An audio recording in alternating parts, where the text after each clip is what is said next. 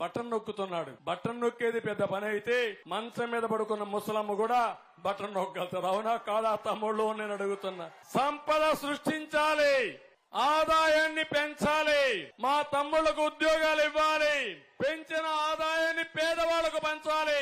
అది పరిపాలన శాఖ. చాలా ఎటకారంగా చంద్రబాబు నాయుడు గారు, మీరు కూడా వినుంటారు, పెద్ద గొంతేసుకొని చెవులో మైకు పెట్టుకొని తమ్ముళ్ళు బటన్ నొక్కుతాడంట జగన్మోహన్ రెడ్డి. బటన్ నొక్కడం పెద్ద విషయమా? మూలనున్న ముసలమ్మ కూడా బటన్ నొక్కుతుంది అని ఎటకారంగా మాట్లాడాడు.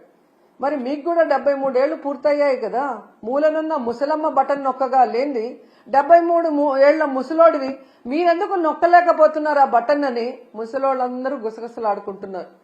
మీకు వినిపిస్తుందా?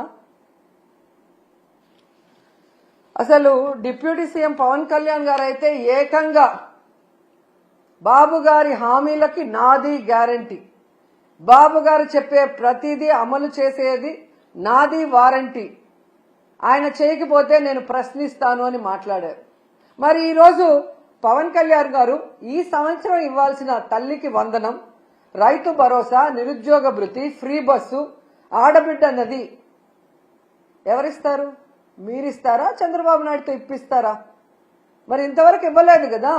మరి ఎందుకు మీరు ఈ కోట్లాది మంది ప్రజల తరఫున నిలబడి చంద్రబాబు నాయుడిని నిలదీయట్లేదు? ఏం అడ్డం వస్తుంది మీకు అని ప్రశ్నిస్తున్నా.